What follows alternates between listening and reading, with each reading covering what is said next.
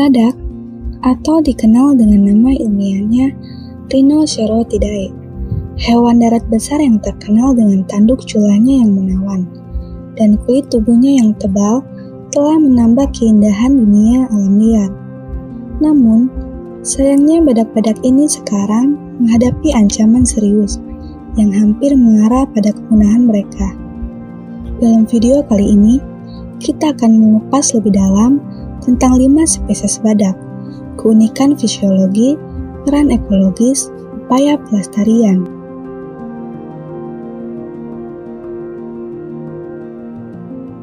Badak, hewan yang terkenal dengan tanduknya, adalah salah satu spesies yang populer mendominasi alam liar. Namun, dari kelima spesies badak yang ada di dunia, semuanya menghadapi ancaman kepunahan yang serius.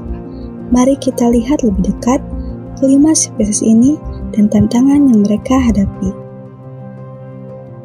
Badak putih utara, Ceratotherium simum-chotoni, adalah salah satu spesies badak yang paling langka dan terancam punah di dunia. Ditemukan di wilayah Afrika Tengah dan Timur.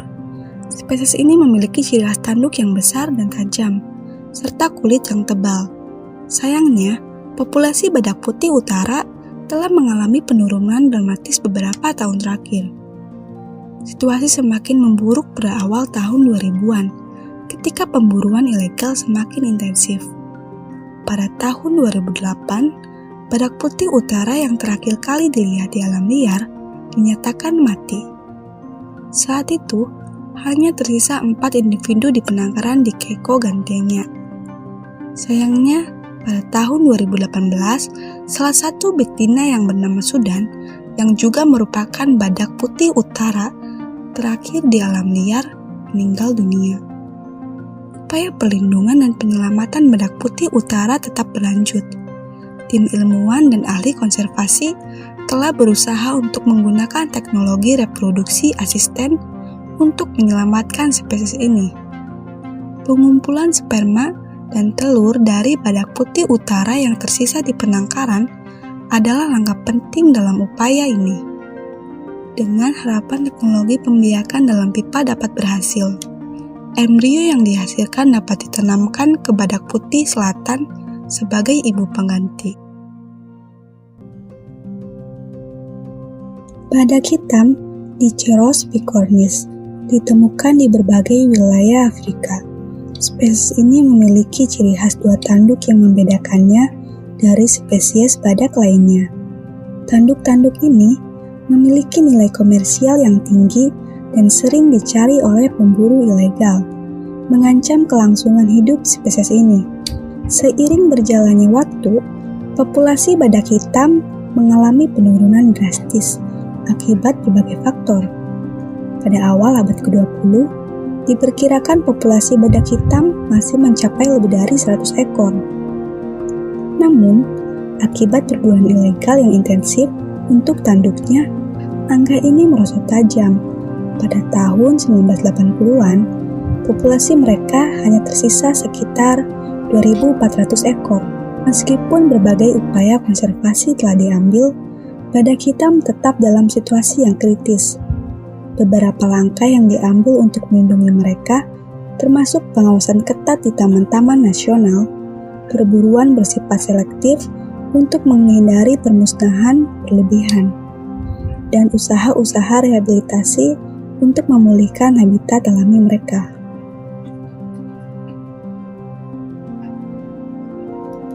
Badak Jawa, Rhinoceros sondaicus, adalah spesies yang paling langka di antara semua spesies badak. Hewan ini hanya ditemukan di Pulau Jawa, di Indonesia, dan memiliki karakteristik khas, termasuk kulit berlipat-lipat dan satu tanduk yang lebih panjang dibandingkan dengan tanduk badak lainnya. Namun, berdasarkan informasi yang dihimpun Detikcom, total jumlah badak Jawa di TNUK saat ini berjumlah 79 ekor. Dari total itu, terdiri 40 badak jantan dan 39 badak betina. Sayangnya, saat ini badak Jawa di TNUK diambang kepunahan. Badak Sumatera, Dicerorhinus sumatrensis adalah spesies badak terkecil di dunia, tetapi kehadirannya memiliki makna yang sangat besar dalam upaya melestarikan keanekaragaman hayati. Spesies ini ditemukan di hutan hujan Sumatera di Indonesia dan memiliki ciri khas dua tanduk. Badak Sumatera merupakan jenis satwa langka yang termasuk kategori critically endangered menurut IUCN. Berdasarkan data Population and Habitat Viability Analysis (PHVA) tahun 2016. Populasi satwa ini diperkirakan kurang dari 100 individu di alam. Badak berjula 1, Rhinoceros unicornis. Badak India adalah mamalia besar yang dapat ditemui di Nepal di Assam, India. Badak ini hidup di padang rumput dan hutan di kaki pegunungan Himalaya. Badak ini dapat berlari dengan kecepatan lebih dari 5,5 meter per jam untuk periode waktu pendek dan juga merupakan perenang yang baik. Namun, pada awal tahun 1900-an, hanya ada sekitar 100 ekor badak berjula 1 yang tersisa. Sekarang, setidaknya ada 3.700 badak berjula 1 di alam liar.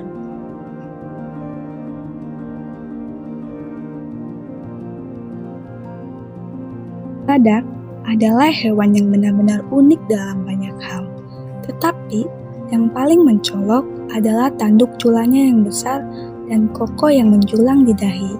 Meskipun tanduk ini memiliki daya tarik yang mengesankan, sebenarnya tanduk ini terbuat dari bahan yang sama dengan yang terdapat pada rambut manusia dan kuku, yaitu keratin. Tanduk badak memiliki yang unik dan kompleks, yang memberikannya kekuatan yang luar biasa. Beberapa jenis badak, seperti badak putih dan badak hitam, memiliki 1 atau 2 tanduk, sementara jenis lainnya, seperti badak Sumatera dan badak Jawa, tidak memiliki tanduk sama sekali. Bagi badak jantan, tanduk ini memiliki peran yang sangat penting dalam berbagai aspek kehidupan mereka. Salah satu fungsi utama tanduk pada jantan adalah dalam persaingan antara jantan untuk mendapatkan betina. Pada musim kawin, badak jantan akan menggunakan tanduk mereka untuk saling bertarung dalam pertarungan yang sengit. Pertarungan ini bukan hanya tentang kekuatan fisik, tetapi juga menunjukkan dominasi dan keunggulan dalam hierarki sosial. Badak jantan dengan tanduk yang lebih besar cenderung memiliki peluang yang lebih baik untuk memenangkan pertarungan dan mendapatkan betina untuk berkembang biak. Namun, tanduk badak juga membawa ancaman bagi mereka. Permintaan yang tinggi atas tanduk badak di pasar gelap, terutama di beberapa negara Asia, telah memicu perburuan ilegal yang merusak populasi badak. Meskipun tanduk badak tidak memiliki nilai medis yang terbukti secara ilmiah, banyak orang percaya bahwa mereka memiliki sifat penyembuh dan bahkan kekuatan magis. Akibatnya, perdagangan ilegal tanduk badak telah menjadi salah satu ancaman terbesar terhadap kelangsungan hidup spesies ini. Selain itu, badak betina dan anak-anak juga memiliki tanduk yang lebih kecil, yang mereka gunakan untuk melindungi diri dari predator dan ancaman lainnya. Tanduk ini tidak sekuat atau sebesar tanduk jantan, tetapi tetap memiliki peran penting dalam bertahan hidup. Anak-anak badak menggunakan tanduk mereka sebagai alat pertahanan pertama mereka. Sementara badak betina dapat mengandalkan tanduk mereka ketika menghadapi bahaya yang mungkin mengancam diri mereka atau anak-anak mereka.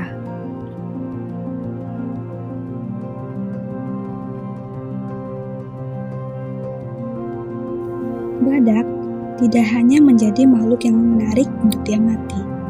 Badak juga memiliki peran penting dalam menjaga keseimbangan ekosistem di habitatnya. Badak adalah herbivora besar, yang berarti mereka memakan tumbuhan. Keberadaan badak berdampak kepada alam, yaitu dapat menyebarkan benih untuk menjaga keseimbangan ekosistem. Badak merupakan satwa pemakan semak dan pucuk daun, sehingga merangsang tubuhnya pucuk-pucuk baru. Dengan pucuk daun baru, dapat menyerap karbon dioksida lebih banyak dari pucuk tua. Aktivitas makan mereka dapat memiliki efek yang cukup besar terhadap ekosistem di sekitarnya. Mereka membantu mengendalikan pertumbuhan tumbuhan dengan cara memakan vegetasi yang berlebihan. Dengan begitu, badak membantu mencegah satu jenis tumbuhan mengambil alih daerah tertentu dan menjaga keanekaragaman hayati. Selain itu, peran badak dalam menjaga keanekaragaman hayati sangat penting untuk menjaga keseimbangan rantai makanan. Dengan mengendalikan populasi tumbuhan, badak memengaruhi ketersediaan makanan bagi hewan herbivora lainnya. Hal ini juga berdampak pada populasi hewan karnivora yang memangsa hewan herbivora. Dengan demikian, keberadaan badak memiliki dampak yang lebih luas dalam menjaga ekosistem yang seimbang.